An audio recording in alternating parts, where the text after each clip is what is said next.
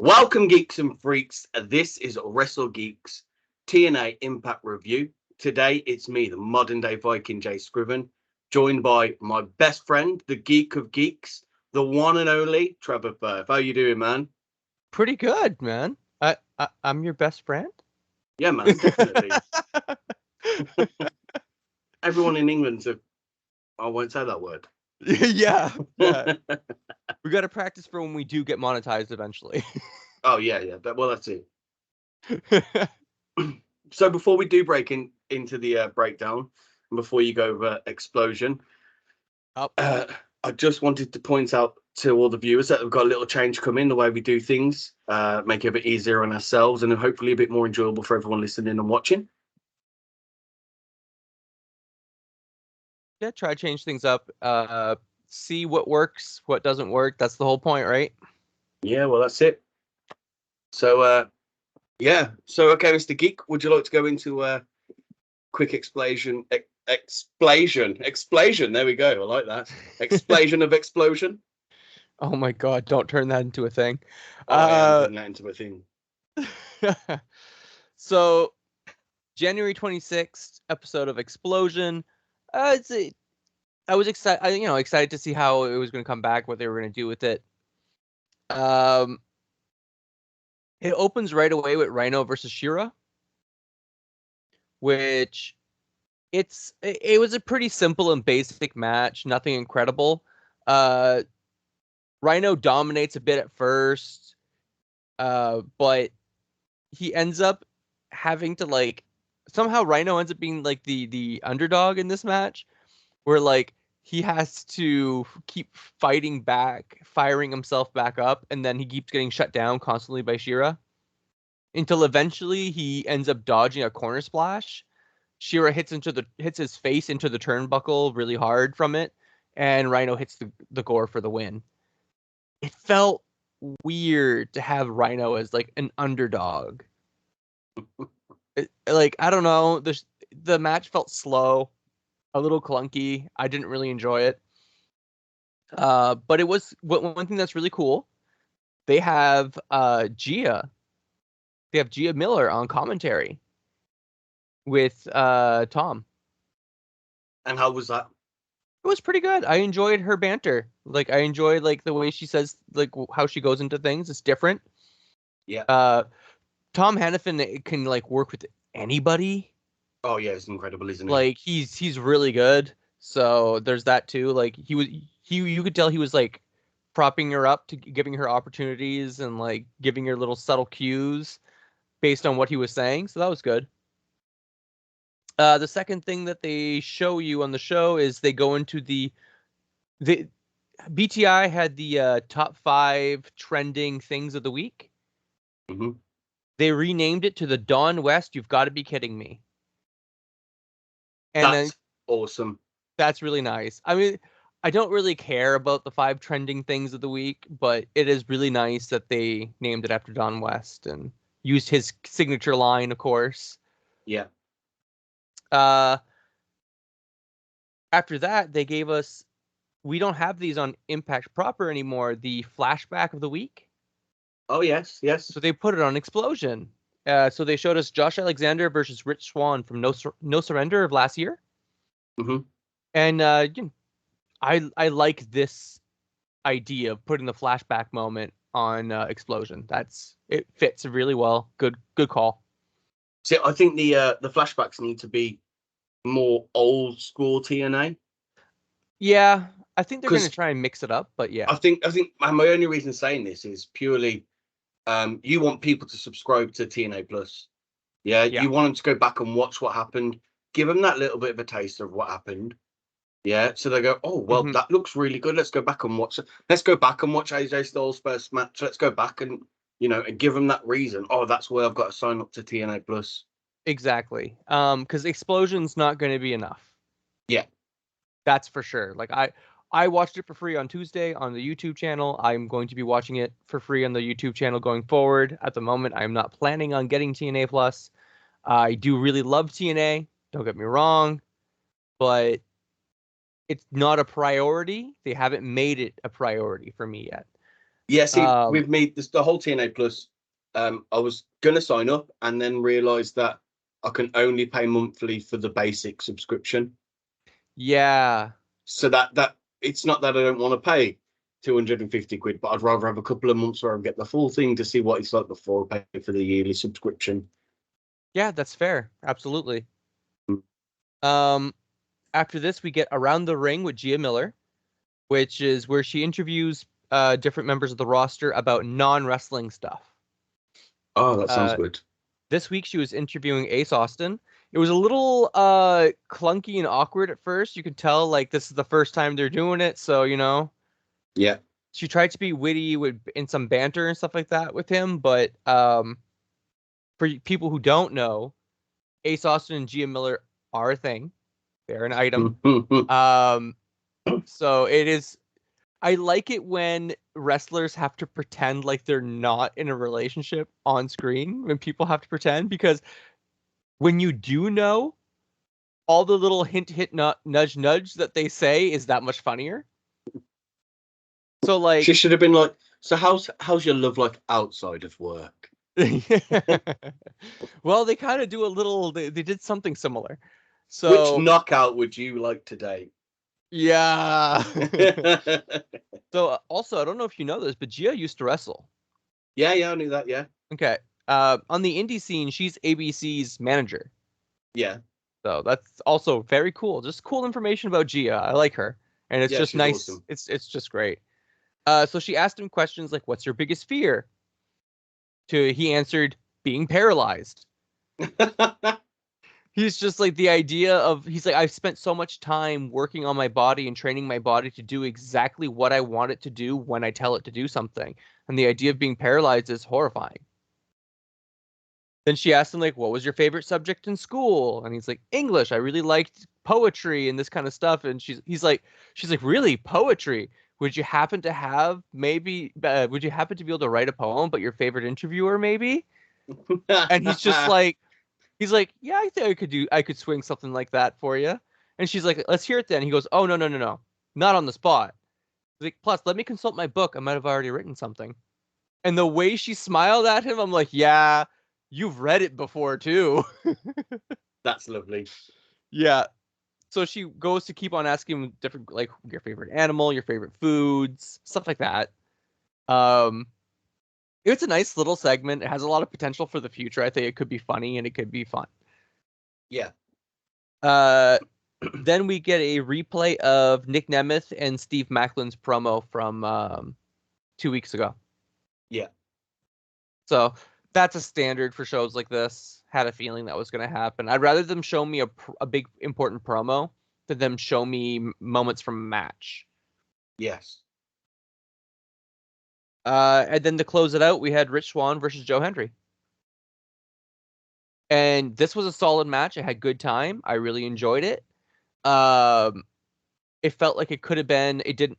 Because here's the thing: Xplosion are dark matches, and we know it. Yeah, they're treated like dark matches when you go to a live event.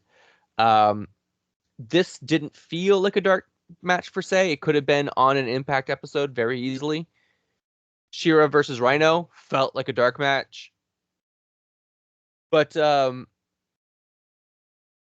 they start talking a little bit about the story with AJ Francis on commentary, and Hannafin says that, like, commentary circles don't like AJ Francis for some reason. And I'm like, really? Why? Because I didn't watch him in WWE. I don't know if there's a reason, like, they're hinting to something that happened in WWE, but. And Gia's just like, yeah, I'm kind of following. I think I'm going to end up following suit on that one. So, not really sure what that's about, but no, if that happened in WWE, I definitely missed it. But again, I only watch it occasionally. Yeah. Hendry cuts a little promo at the beginning of the show, at the beginning of it, saying like, "Hey, Hard to Kill was a great night for everybody," and just talking. He's like, except for DJ Who Kid and AJ Cheez-It. Yeah. And then he ends up saying he only has he's only here for 2 reasons: to kick ass and eat Cheez-Its, and he's all out of Cheez-Its. It was good. I was like, oh my god, that was good. The match itself, like, nothing too spectacular. There is one thing I do want to say, that I do love his the believe chops. Yeah. Because like they're just so funny. I believe in Joe Hendry. And Rich Swann is just taking the chops. And after the third time, they had to censor because Swann literally swore. He's like, ah, and then it censors and it comes, the sound comes back and Hennifan's like laughing. Like Hennifan's laughing as he's trying to deliver his next line of commentary because of this, because of it. So like, they're having fun. That's what matters. They're having fun. But I think things like that come across in the show, don't they? You know, you get to see the wrestlers having fun, makes the show more enjoyable. Well, I should have mentioned during Rhino and Shira, there's one thing I did like. Xplosion does feel a little bit more indie than what Impact does, because Shira and Rhino, like Shira was interacting with the crowd, and the way the crowd was interacting with Shira, like it felt like an indie show, like an indie crowd interacting with the wrestlers in the ring.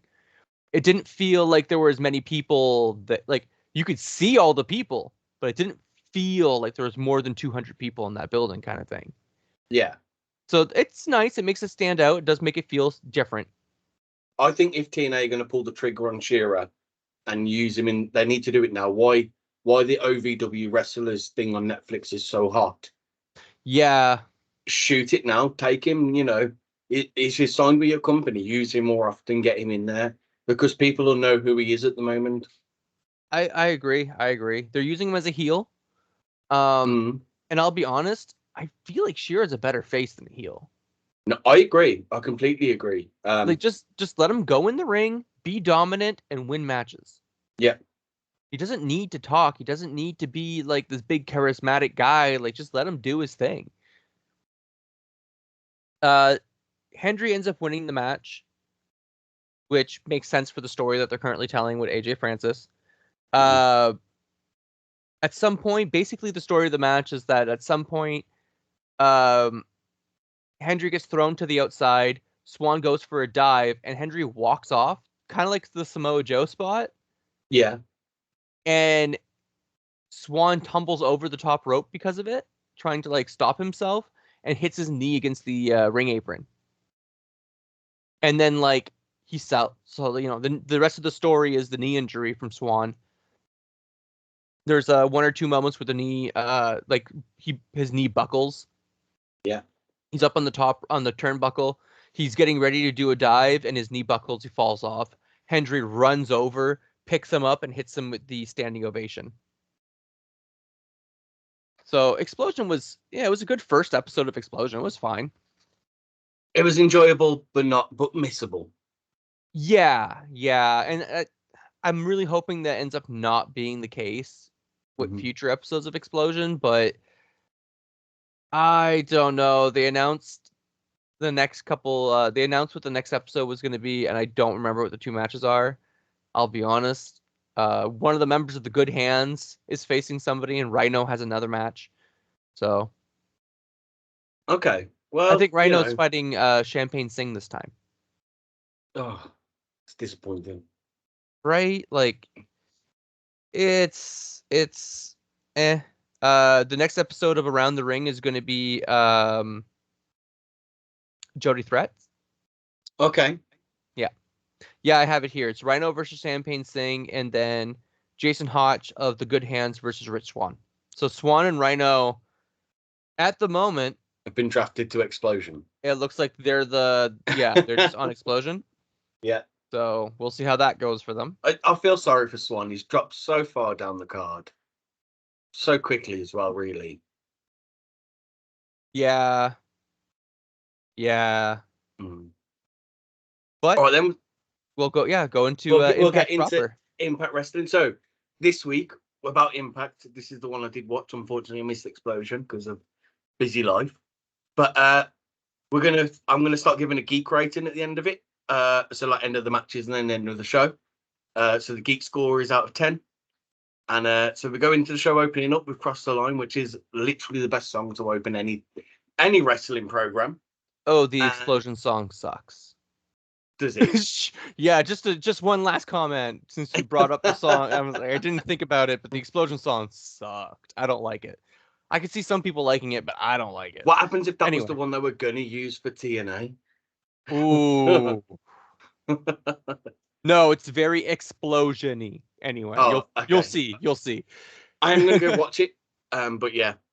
So we open up with Nick Nemeth, who opens the show, and he's coming out, and he's facing Trey Miguel, who has obviously got Zach Wentz with him. Yeah. Yeah. So, well then. I find it was a good little match. It was really fun, entertaining. The Rascals did everything they could to give Wentz a chance to get involved, kind of thing. Until the ref eventually does kick him out. And that's when like Trey comes in, tries to hit a bunch. Trey comes in, gets in some great offense at that point. But eventually he gets cocky, goes to tune the band for a super kick. And Nemeth gets up and hits his own super kick just in time. Yeah. Yeah. I like Trey Miguel. He did like an outside dive, which was absolutely incredible. Overall, again, I feel like this match, Nick Nemeth had an easier time facing Trey Miguel than he did facing Zachary Wentz. Absolutely, I agree. Yeah. I absolutely agree. Especially, so like, just the way he came across, it was more of a, like it settled in, and I just feel like that's too quick. Like the way they portrayed him in the first match compared to this match. That's fair. I do like how he did hit the entire shot to the heart thing this time, where he did the 10 elbow drops to the chest. Yeah. Very nice. Yeah. He had this amazing drop kick where he kicked Miguel out of the air. And like the height and elevation was great. It was just it was a clean match. It was a nice clean match, yeah. Yeah. Nick Nemeth, very strong looking in it. You know, Trey Miguel just looks incredible every time he's in the ring. You know, Nick Nemeth winning. And then we get Macklin come out. Yeah. And attack Nick Nemeth. So at this point, you get like all three of them beating down Nick Nemeth. Which kind of comes to a bit that is later on. I'm just going to talk about it now. Okay. Where you see all three of them backstage and interact with Speedball Mike Bailey. Yeah. Yeah. So obviously there you're setting up Miguel and the Rascals versus Nick Nemeth, Speedball Macklin and the Rascals. Yeah, Macklin and the Rascals. Yes. Yes. It's late. Oh, okay. So setting up with Nick Nemeth and Speedball Mike Bailey, and obviously Trevin Trevin's. Oh my god, I can't even say Trent Seven when he comes back. I'm not gonna edit that out, by the way. That's fine. That's fine. That's absolutely fine. It's good to see that we all make mistakes. Oh, exactly. Yeah, but overall, I thought it was good. I've got to say, you know, I gave this an actual 6 geek rating for an opener. I thought it just did the job what it needed to do, and kind of set the standards for the show. Yeah, I can agree with that rating. I actually think the post-match beatdown hurt it a little bit, only because we had a beatdown last week. Yes. Like, I feel like they shouldn't have done last week's beatdown. They should have just done it this week instead. And like, it really does feel like the only reason why Macklin was able to hit the KIA on Nemeth this time, the only reason why Macklin actually like came out on top of this beatdown is because he had the Rascals backing him up. Yes, no, I agree. So that's good, but it also makes Macklin look weaker. It does. Yeah. He did a good job of advancing the story. Yep, take it for what it is. Yeah. And then we get a little skit with Violent by Design. Or the design, sorry. Yeah. Where Con says that the design's dead. And Dina looks very confused. Yeah, he got like Diener starts up the whole like we're gonna recruit again. And it's like, dude, no, this is done. This is dead. It's been dead for a while. Yeah. let's face it, it's been dead for a while. And then there was the Macklin and Rascals bit backstage. Yeah. And then we have Decay, Rosemary and Havoc versus Miller Moore and Savannah Thorns. There we go. Yeah. We get shown that MK Ultra is watching the match from the back. Mm-hmm. The one thing I didn't like is they were watching the match straight on. Where if you've watched wrestling long enough, you know you need to be looking to the side of the TV. Shut up. Don't even. No. Because AEW, when they first started, they went out of their way to be like, no, we don't break our necks to watch wrestling. And then they converted to WWE's thing. And I'm like, no, guys, stop it. Do you not sit at home looking and watching TV at the side? Because that's how I watch it at home. You've got to feel it. You've got to feel like you're in it and watch it from the side. This is just you living your dream of being backstage at a wrestling show, isn't it? It is, yeah, completely. Okay, now I understand why you do it. So Rosemary starts the match with Mila Moore. She does a tarantula at some point, and apparently she's renamed it to the Upside Down. Yes. Which I'm like, yeah, Stranger Things reference. People are gonna get it. It fits their gimmick so well. Moore tags out to Thorns, and then Rosemary tags out to Jessica Havoc. So Thorns goes to tag again, and Moore just jumps off the apron, refusing to get into the ring with Havoc. And I'm like, that's yeah, I get it. At this point, the crowd is chanting, "Havoc's gonna kill you," and Rosemary starts chanting with the crowd. Yeah, I really enjoyed that. But didn't take very long. A little bit of offense from Havoc, and then they hit the assisted sit-out powerbomb, which they're gonna have to give that thing a name soon. Yes, completely. I like the way Havoc set it up by throwing Thorns against the ropes, waiting for it to come back and use the momentum for the sit-out. Really well done. I love that move. It's a great move. I think they do need to give it a name. Yeah. This is 2 squash matches in 2 weeks with unknown stars that we've had. I'm fine with that. I'm fine with that, but I feel like it's a bit too predictable. Yeah, a little bit. You know, like every once in a while is fine, but if this becomes a weekly recurring thing, I think it's going to be, oh, here's another squash match. I don't mind having squash matches like once a week with enhancement talent, but they shouldn't all be tag matches. I'm gonna tell you that right away. Yeah, no, yeah, I can agree with that. I can agree. It makes that person look more powerful. You know, it puts them over a little bit. But like, if we're going to do that, let's give this person, even if it's just, they don't have to have an entrance to the ring, but just a little thing like this person has wrestled for OVW and fucking Venom Wrestling. You know, just bring about something them. Up, yeah, just give them, you know, a little bit of personality so we know who they are. We can invest a little bit. It doesn't matter if we never see them again. It just gives that person that opportunity to shine for a moment. Yeah. After the match is done, it cuts to MK Ultra in the back. I like how smooth this transition felt. Yes. How they just cut to MK Ultra. Gia walks up to them, asking them like what they thought, how they're feeling right now, and Masha's going off in Russian. No idea what she's saying. And then Killer Kelly says that she wants the rematch, but that's when Danny Luna and Jody Threat walk up. And it looks like Jody is trying to hold Luna off like most of the time. I really like it. It looks like she's just trying to pull Luna, and Luna's just walking like if there's a child on her back or something, like barely being held back by it. This was used to set up the match for later on tonight. You know my issue there? Commentary had already brought it up. Yes. Yeah. Like that was a misstep. I clumped all this together and I gave it a 4 geeks. Like it was a squash match, it was quick, and then commentary fucked up the next segment. Yeah. I can agree with that as well. Yeah. And also I'm a bit bored of this rematch clause. Is this because if the title, like, get rid of them.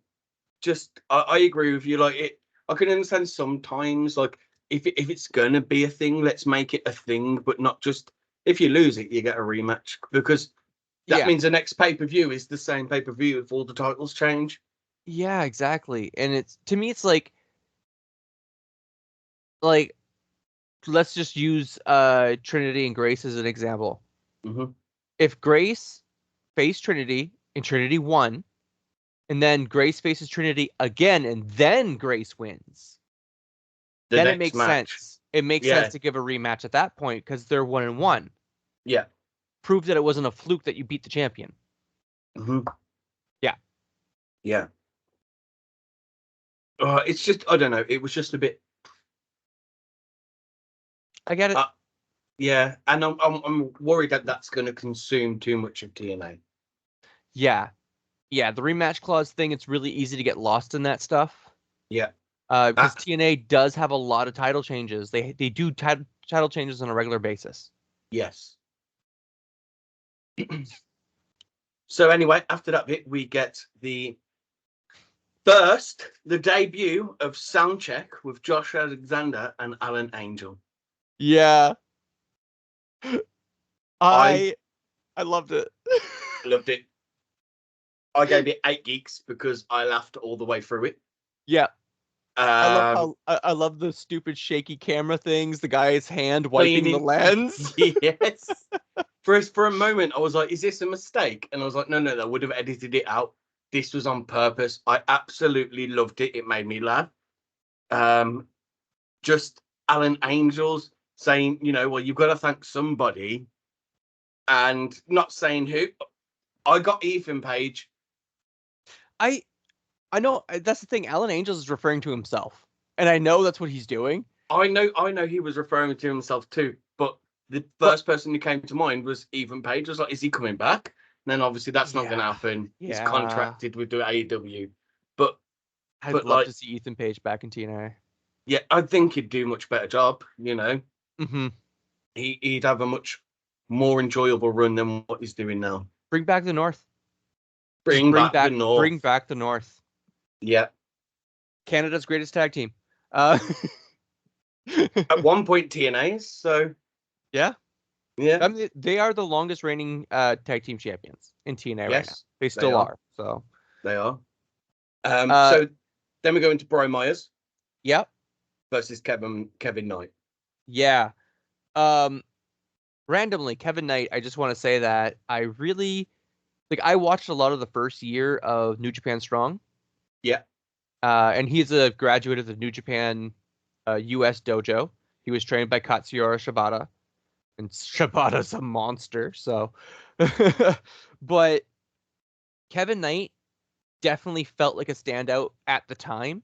And I'm happy to see his style today, what he's doing.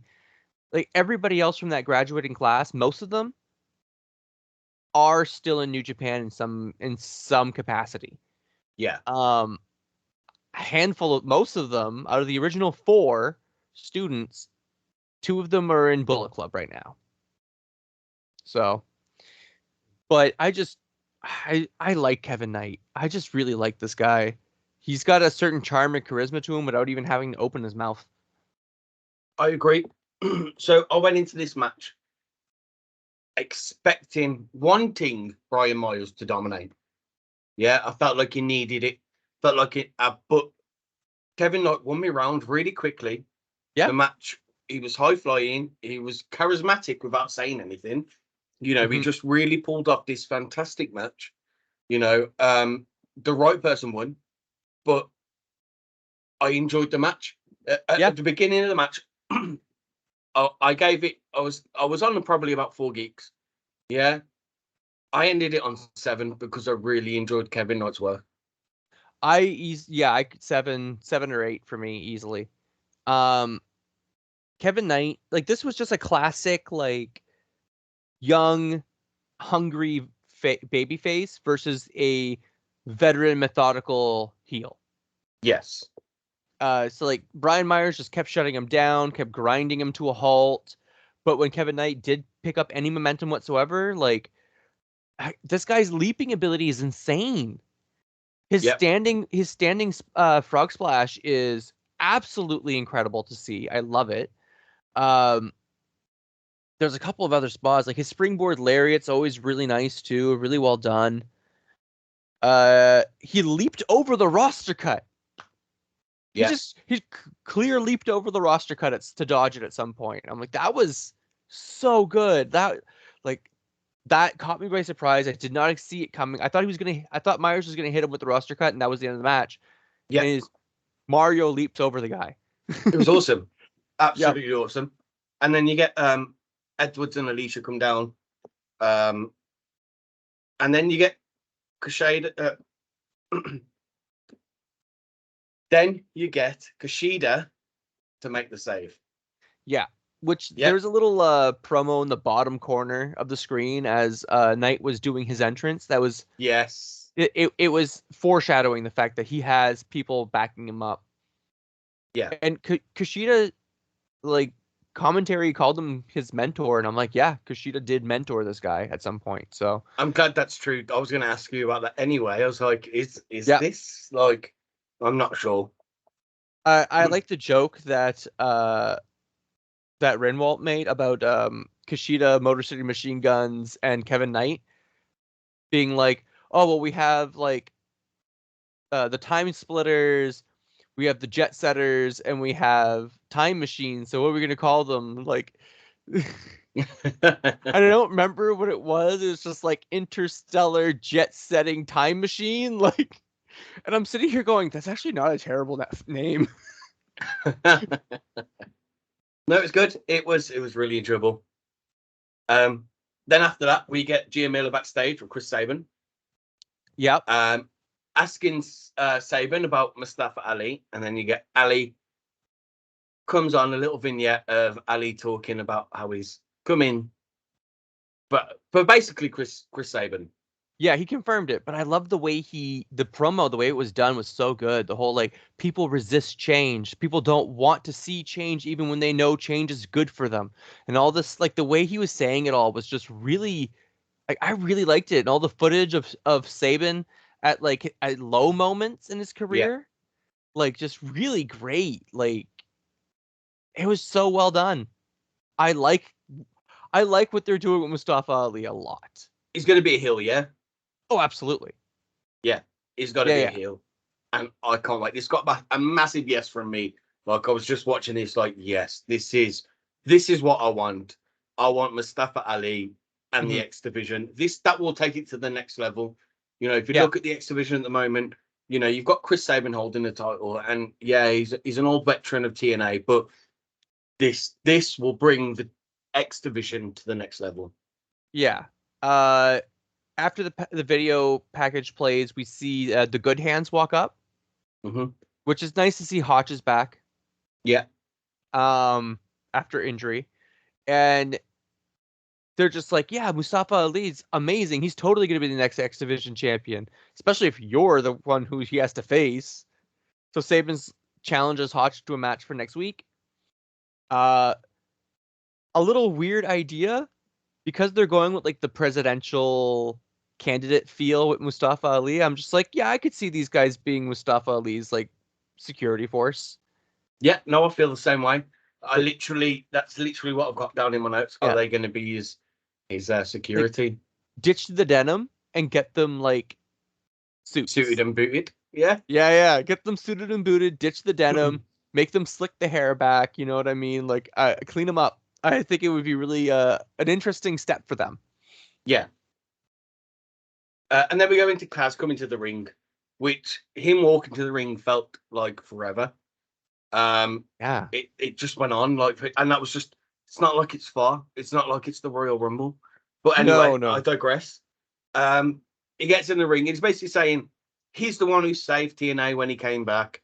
He was the one who dragged TNA out the river.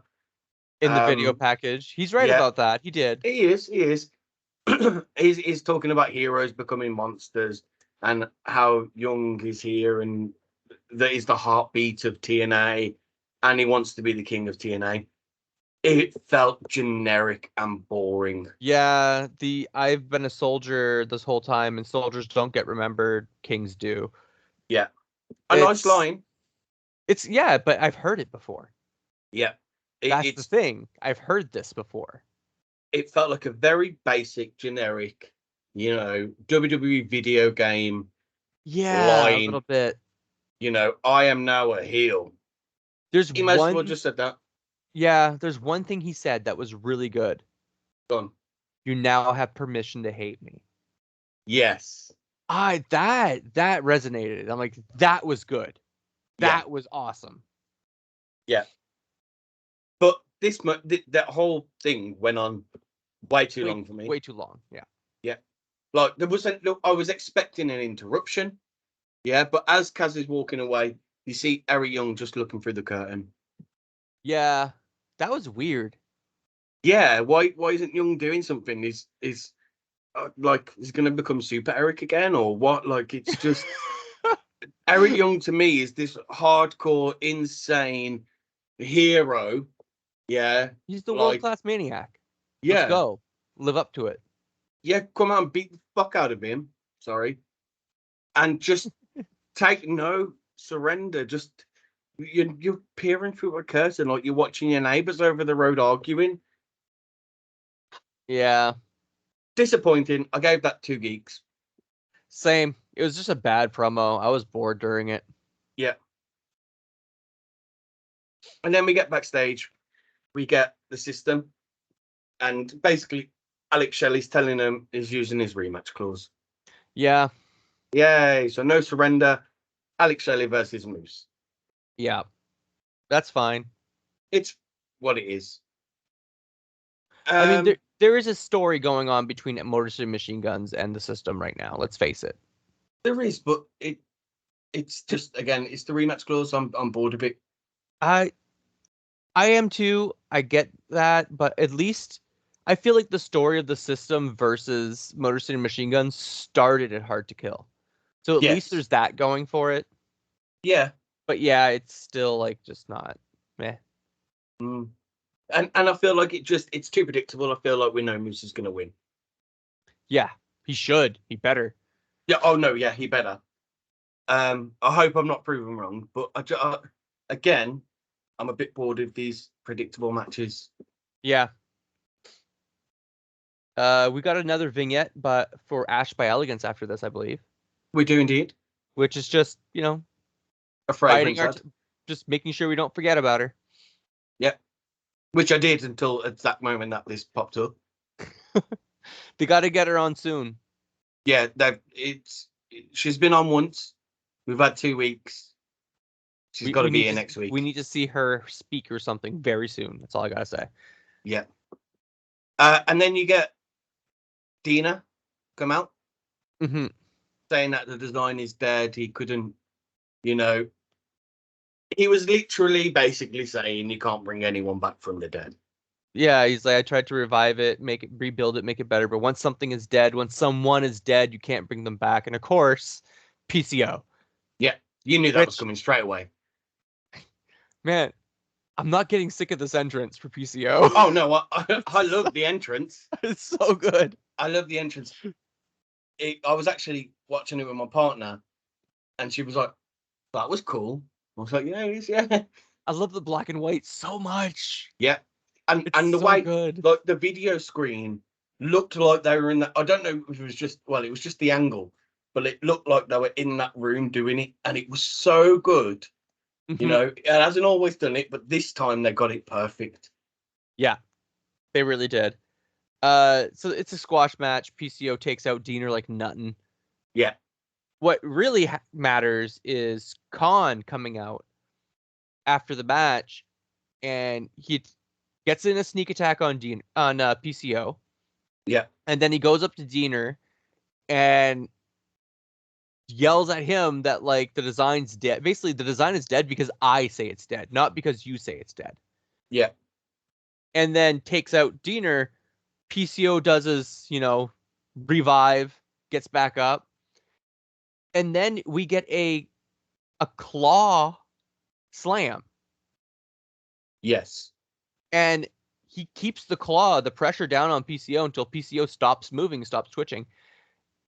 So this is, you're He making looks PCO dominant. Yeah, exactly. They put in the work to make PCO look like an absolute monster, and now somebody's actually put PCO down. Yeah, And that's gonna be a now, good feud, good match. yeah, exactly. Yeah, I'm straight excited. away. I like Khan. This I had a think this is one. gonna be This good. had a one geek for me. The whole after Oh thing yeah, combined with it, I put it up to a 3. yeah. Khan You coming out know, at the end easily makes it a 3 or 4 for me. yeah, it wasn't anything. You know, my only issue is Khan again. He's not the youngest person. You know, He's not, but I think him and PCO are still gonna put on one hell of a match. Oh, and definitely. Yeah. What is he doing? I don't know, man. Because they snapped his neck. Yeah, they did the neck snap spot. Honestly, Diener on the indie scene has been tearing it up in Yeah, Canada. He's been a babyface at a bunch of different places. I think they just brought him in for this spot, and I think he's just going to go back to the indie scene and keep doing what he's been doing up here. Um, which I'm not against, but he needs time away from TNA. Yes. I like this was very much just brought in to transition Khan to Khan's next step. I want him to bring back the hillbilly thing and team up with Jake something. I don't know, man. Some of the Dina's work was hilarious, and I'm all for comedy wrestling. I agree, but Diener is just, I don't know, he's such a I think he's one of the most underrated Canadian wrestlers out there right now, personally. Yeah. I think he's extremely underrated. He's really, really, really good. He's an amazing influence on locker rooms and stuff like that. So, I mean, I don't know. I just want to see him be used properly. I don't really care what that means. I just want to see him be used well. That's fair. And then we've got AJ Cheez-It talking to Rich Swann. Yep. Talking about his loss on Xplosion. Yep. And then you get Rhino walk past, and he says something to Rhino like, do you want me in your corner? And Rhino tells him to F off. You look like you could use some help with that crazy Steve thing. Yeah, and Rhino's just like, just leave me alone. Yeah. And then the line that he says is like, that's why rhinos are going extinct. Hilarious. Yeah. Hilarious. Yeah, sure, that's why. Yeah, I do like how Swann was just like, look, man, nobody in TNA wants anything to do with you. Yeah. I like it, I don't even want him in TNA, really. I don't have any feelings towards him. I'm just along for the ride, waiting to see where this goes with him, between him and Joe Hendry. Let's just see where it goes, kind of thing. I want a Cheez-It title match. Yeah, that'd be funny. Cheez-It champion. And then we go into TNA looking at Jordan Grace in the Royal Rumble. Yeah. So we talked about that last week, of course. We talked about her in the Rumble. We did. I don't really have much else to add about it, much else to say. This is a nice little vignette. It was sweet. Her mom said some nice things. Yeah. I like some of the things that they used, like that they thanked WWE for letting them use the footage, and she was repping TNA's colors. That when Gail Kim saw her come out on the entrance, like the reaction of Gail Kim, reaction, and then you had Wrestle Talk's reaction. Yeah. So, I've watched that I've watched Wrestle Talks. I don't know, Same. Wrestle Talks, Cultaholics, and What Culture Wrestling. Shout out to all 3 of you for inspiring me to want to do this. Same. Those are the 3 channels. Those 3 channels, those people are the reason why I wanted to do this as well. Absolutely. Yeah. I've just got to say it was really good. Jordan Grace being in TNA, 40,000 people shouting TNA at the Royal Rumble. Yeah. Spot on. And Jordan Grace's Royal Rumble entrance is almost the most viewed TNA thing at the moment. Mm-hmm. just under Nick Nemeth, who has reached like 1.4 million views now online. Yeah. Which is incredible. It shows that TNA are making leaps and bounds. Yeah, well, as Dolph Ziggler in WWE, Nemeth was an absolute standout fan favorite for a decade, easy. So the problem is though, no one's going to remember Nick Nemeth, and they're going to go, "Where's Dolph Ziggler?" But you know what? I think the only reason why anybody remembers the name Dolph Ziggler is because how stupid it sounds. Yeah, no, completely. It's a dumb sounding name. I'm not gonna lie, I never liked the name, but I always loved the wrestler. So yeah. And then we go into the match: MK Ultra's Matcha Slamovich versus Jody Fred. Yeah, Masha is an absolute vicious psychopath brute. Like, oh my god, she's so deadly. She's just dismantling Jody, and Jody gets like some great powerhouse move spots, but I don't know what it is about Masha. Like, I've always liked her, and it's because of the mean streak that she has. She's just violent, and nothing she does is that pretty. It's just effective. Yeah. This was just right into a fight, wasn't it? It was just a good brawling match. Not too long, not too, not too technical or anything. It was just a fight. No, and I feel like this is what it needed to be. Even the ending, the way it was done, Kelly causes a distraction, grabbing at Jody Threat's leg. Luna comes over and takes out Killer Kelly, but that's enough of a distraction for Masha to hit her finisher, the snowplow, on Jody for the win, and it was just really well done. Like you said, good, perfect timing. This should be the bar. Yeah. This should be the standard. Yeah. I gave this a 6 Geeks. I enjoyed it. It did what it did. It did what it needed to. Exactly. Mm-hmm. And then we've got the system beating down I cannot. Oh my god, I cannot speak today.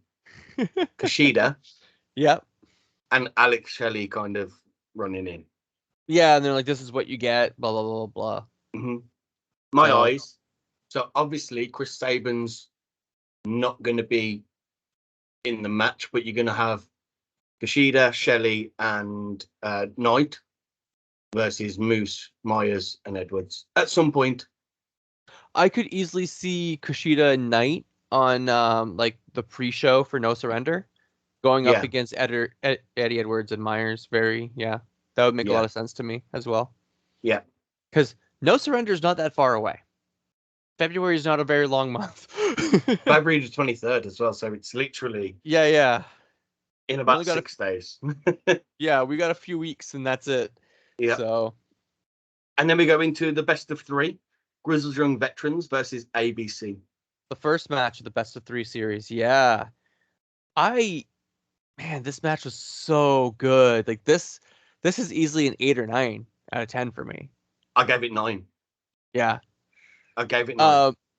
In fact, the only reason, in fact, I should move that down to an 8, and purely because we know who's going to win the next match. Yeah, but that's the best out of 3 thing. There's nothing you can do about that. Unless they pull 2 wins. I mean, they could, because if they do the second match on this week's Impact, then they could do the tag rematch at No Surrender. Yeah. And then maybe that's where we get the stipulation. Because I want to see a third match. I want to see a third match with a stipulation. That's what it comes down to.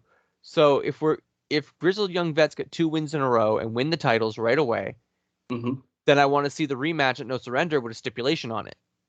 Yeah. So my thing is, though, I don't want ABC to lose those titles.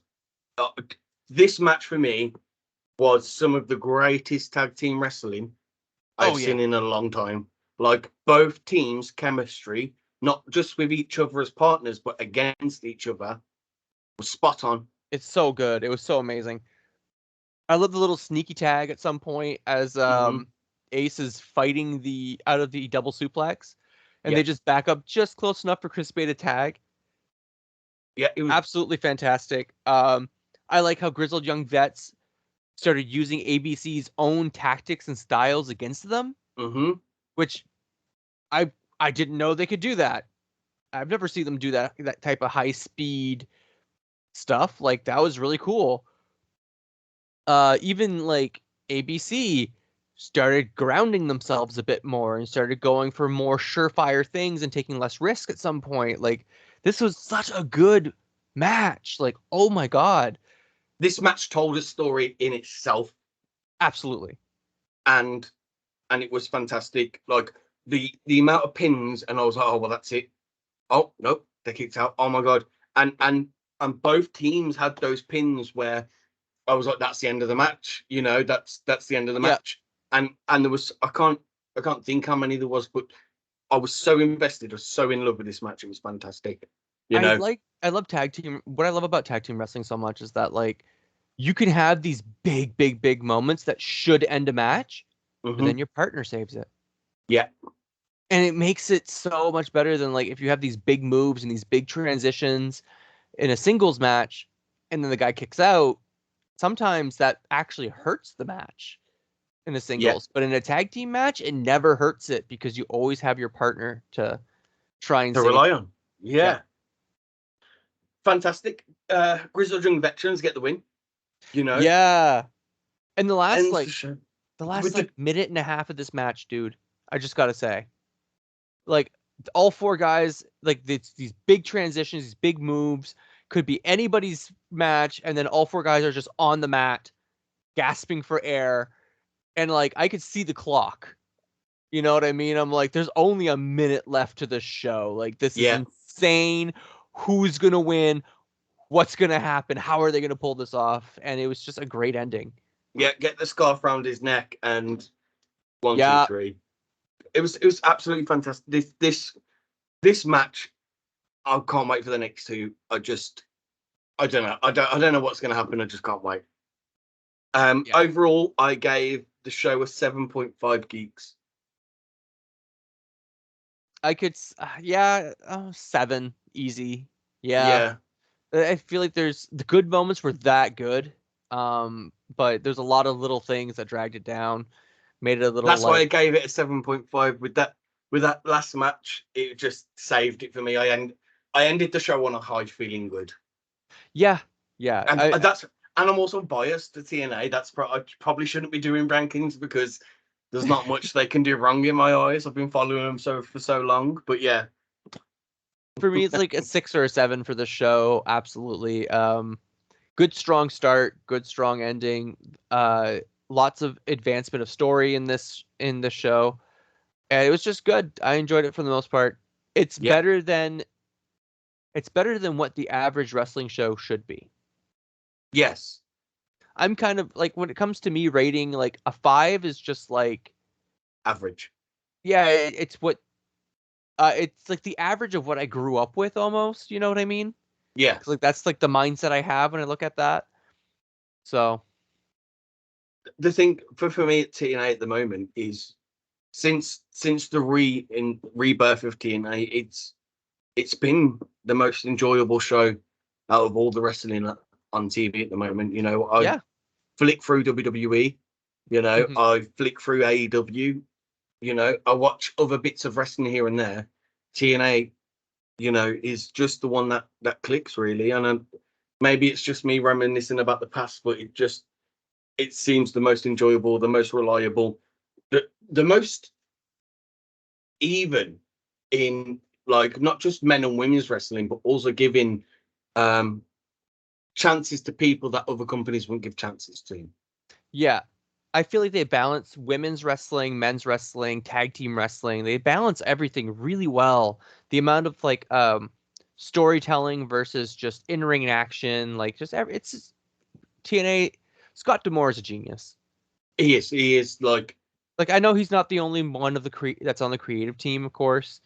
But, like, he's the head booker. He gets the final say. He gets the final say, so he gets a lot of the credit. Scott D'Amore's amazing.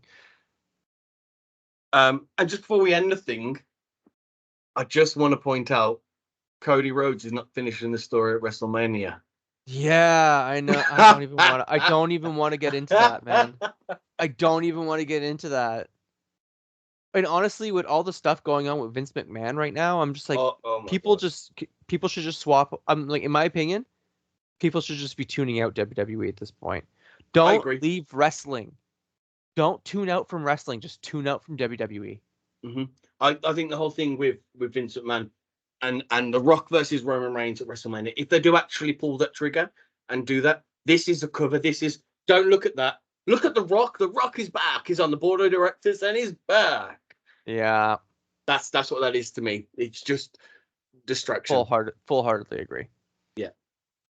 Well, thank you guys. This has been awesome. I'm sure we will hopefully see you next week. Absolutely. Like, share, subscribe, guys. And peace out. Have a good one.